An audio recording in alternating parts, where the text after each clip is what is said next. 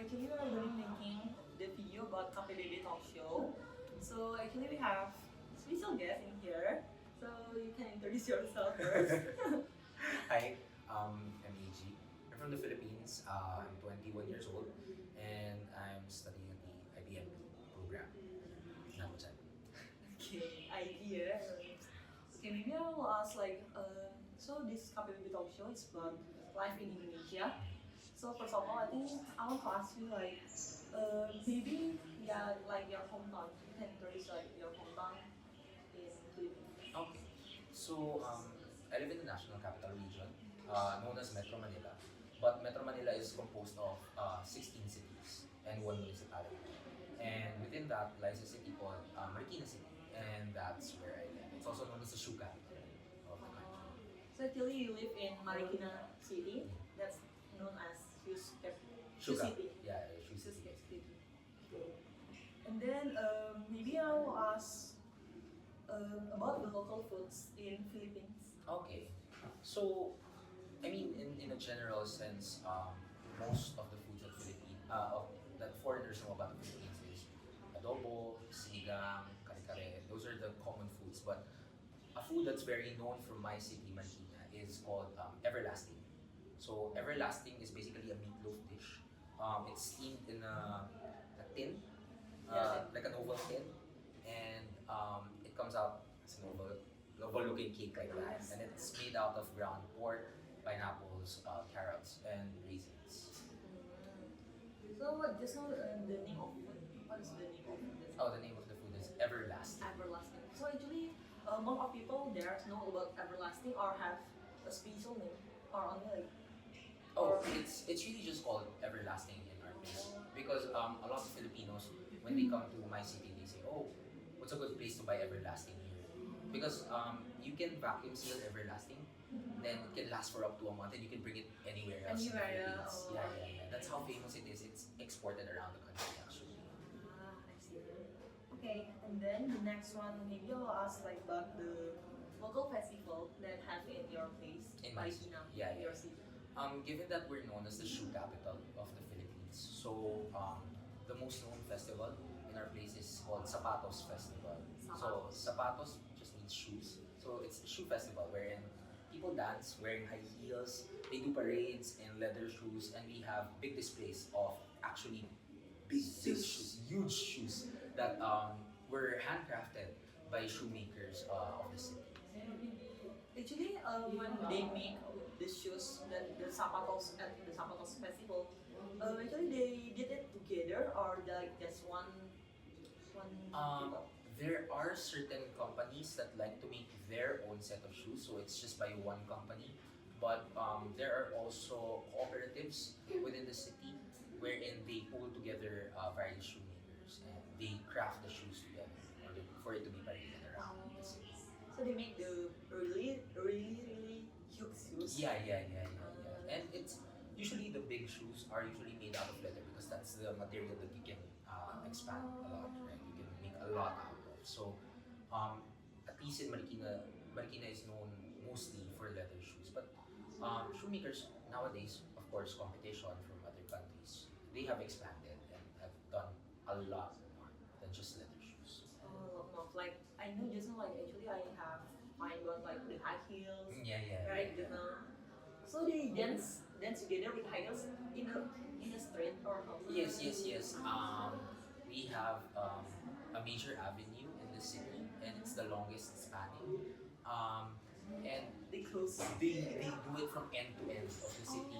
So they parade around dancing, just playing music, just strutting around in high heels, just doing Okay. everything. I think usually if in here, maybe like a Malioboro street, Yeah, basically like that. Like Like Malioboro that. street. Yeah, and people just parade around and do the best that they can. They also give out food. So, people walking around can give you free everlasting like that. Oh, because everlasting is the Yeah. The most famous product. the most famous, yeah. Yeah, so they can give you free everlasting, they can give you free rice cakes or some other kinds of food that the people who are parading have prepared for to give away for the people. Oh, I see. Okay, that is like a Sapatos festival, yeah. Yes. When it is? It usually happens in November. prior to the pandemic, it actually happened in around 2019. It happened for around 3 to 5 days. But during and post-pandemic, it has been somewhat reduced to just a one-day event. But nowadays, given that we're out of the quarantine protocols already, they're actually planning to expand it into a week-long event. There are going to be like stalls that sell locally made shoes, and just basically to invite the overall celebration across the entire city for long. Okay. I think that's all about Zapatos Festival. And then maybe for the next one is like, maybe I want to ask you, how do you feel when you are? Actually, I want to ask first, how long have you been in here in Indonesia?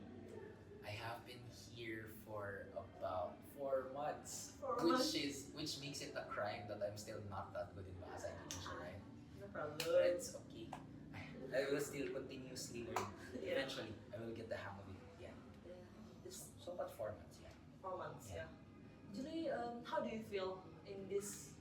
Maybe in this short 4 months, how do you feel about Indonesia? I feel really at home. I mean, it is a different place, but in my mind, the only thing that separates me from everyone else is the language. Because I enjoy the food, I enjoy going around a lot, and I get mistaken for a local a lot of the times. While I'm here, they say, "Oh, Chindo."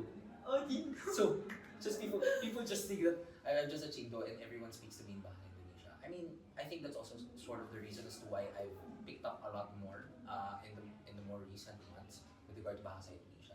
But yeah, the fact that it's easy for me to blend in around here, I really enjoy my time here. And even though, as I've said before, I'm really trying out new restaurants as much as I can because I really love going around for food. I try at least a new restaurant every single day, and I feel that it's still not enough because there's still so much more to explore around Indonesia. The only place I've been to so far in my recent stay here is Jogja and Solo. So, But as we've talked about, there are a lot more places even in Sumatra and yeah, Kalimantan, Sulawesi, right? So a lot more things to try, and if given the chance, I think definitely go back.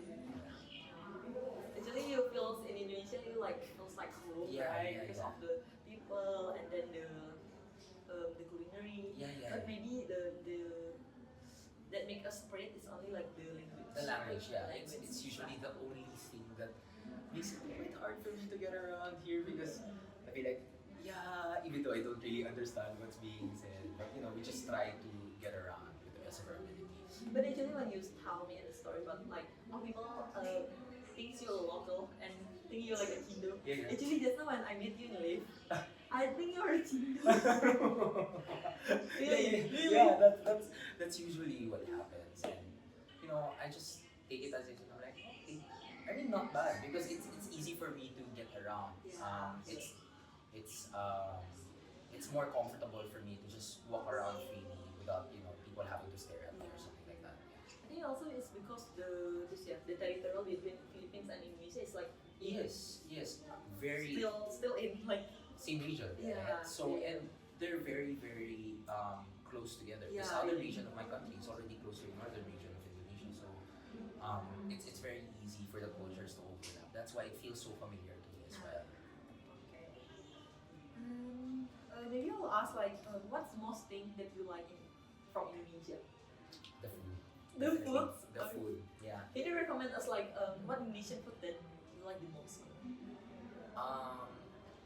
Right now, actually, I'm most obsessed with bebek goreng. Oh, bebek goreng. Yeah. Where do you try bebek goreng in? I've tried it in 2 places. One is called Bebek Sanjay. Sanjay, I know. And Bebek Indra. Indra, actually, never heard. I haven't tried yet. A friend brought me there, and in those 2 places, I really like the bebek. I've tried bebek, like the Chinese style bebek as well, in The Tiger packing, Strong. Yeah, the Peking duck. packing duck. Yeah, in Tiger Strong. Huh? But I still would prefer bebek goreng. Yeah. Bebek goreng is like maybe like Indonesian local food. Yeah. It's Yeah, like bebek definitely. packing kan already like from China. Yeah, more like the Chinese cuisine. Chinese, already. That's yeah. why in terms of the local one, like I'm really biased towards bebek goreng. If you ask my friends what I talk about the most, they would say he always talks about bebek goreng. He wants to come back and eat bebek goreng. Actually, which place do you like Sanjay one or Indra one? I prefer Sanjay. Sanjay, right? Because Indra was quite expensive. Oh.